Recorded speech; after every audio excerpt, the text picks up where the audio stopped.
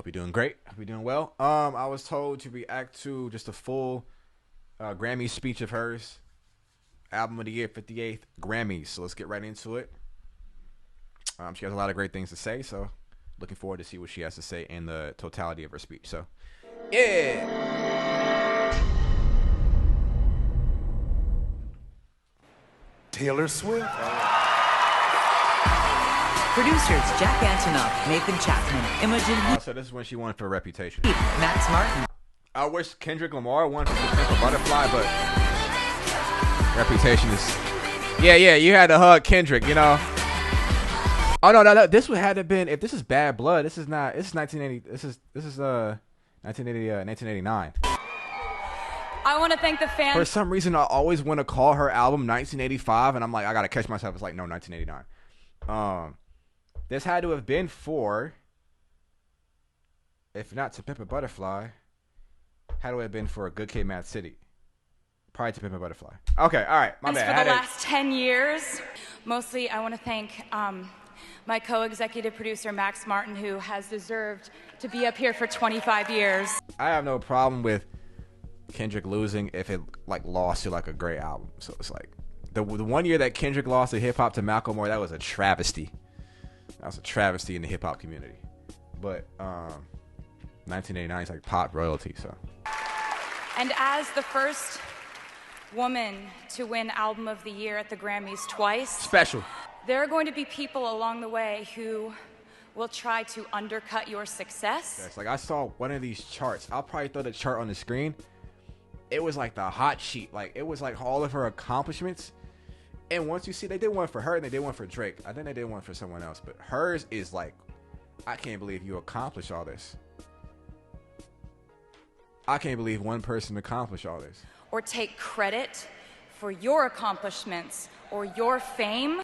A lot of things that she's been able to do is just unprecedented. Like for one, re-recording her own masters. It'd be really hard. I was having this discussion with somebody that like is an engineer, one of my close friends, Vince, and you know there was advice. Like there's another artist that advised other artists to re-record their songs in order to regain control of their their catalog and their masters. But it would be a headache, an absolute headache for people to do if you did not own the publishing or if you were not a main producer on the record. So because just that Taylor just has amassed so much success and so much royalty dollars and just probably has a lot to do with how much she writes on the record, like her publishing. But if you just focus on the work, someday when you get where you're going, you'll look around and you will know that it was you and the people who love you who put you there. Yeah, this might get blocked, but if it doesn't, it'll go up when it goes up. I might end up doing... I probably should have asked y'all for like a compilation of Grammy speeches. Let me know. Comment that down below. But something weird happens where like if you comment the link, it doesn't show up in my comment box, but maybe it will. If there's a compilation of all her Grammy speeches, I'll react to it when I can. But yeah, that was for 1989. So had to have been To Pimp a Butterfly for Kendrick Lamar. Like I said, I really wish Kendrick got that. But I have no problem with Kendrick losing if it like lost to like a great album. So it's like the 1 year that Kendrick lost to hip hop to Macklemore, that was a travesty. That was a travesty in the hip hop community. But 1989 is like pop royalty, so that's good. That's good. Like I agree with everything she had said. Very, very motivational.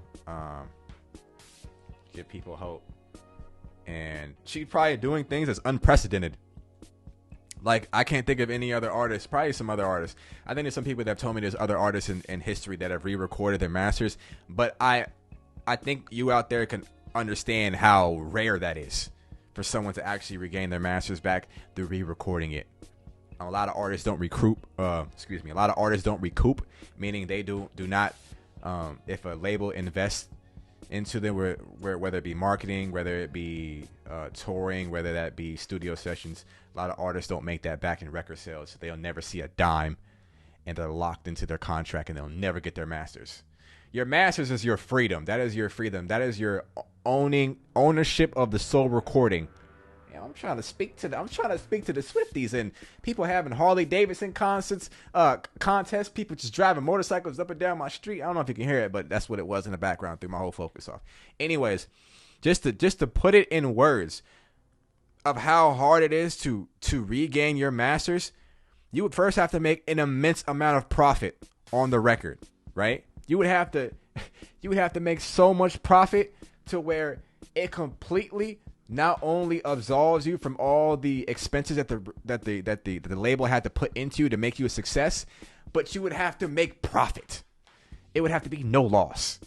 And then, for you to make that decision to re-record everything, it's not only from a performance aspect to where you'd have to execute. A lot of people can't, recreate that feeling that once was a great record. That's hard to do. Like I mentioned on one of the other Taylor videos, I don't remember which one it was, but that, and if you think about it from a financial aspect, even though, Taylor's inspiring others, there's still going to be people that are not going to be able to fulfill her shoes because of just how monumental, it just is what it is, but a lot of people will still strive though. I like it. Bottom line, I like the message because a lot of people still strive. They may not be Taylor, they may not be the next Taylor, but they'll be their own first. It'll be the next one to come, and it's their own first. That lady is her own first, and then it'll inspire other women and other people to at least attempt. Because you think about a career in the music industry, it's really hard to make it. But as time passes, it becomes easier for other people, and people will start to be enriched and knowledgeable in how to pursue a career in music and be able to make profit from it, because this is our pension plan. Like for many people pursuing in the music industry, whether it be artists or whatever, this is our pension plan. This is our 401k. This is our retirement plan. We're not like pharmacists or doctors or lawyers, whatever. Like this is like different, and the music industry is one of the most diabolical, callous, cold industries. Like, just go, like, after you watch this, go ahead and just read up a little bit as much as you can. There's a lot of different information just about what recording contracts look like. Just if you have some free time, just look it up and understand that, like, the language in the recording contracts are meant to be confusing in order to confuse the artist and set them up into a predatory deal. It's really terrible stuff. Anyways, if you want to do that, it's on you, but keep sending me more content and I'll get to it when I can. As always, I appreciate you. Go and get up out of here. Big Stilo, I'm out. Love y'all.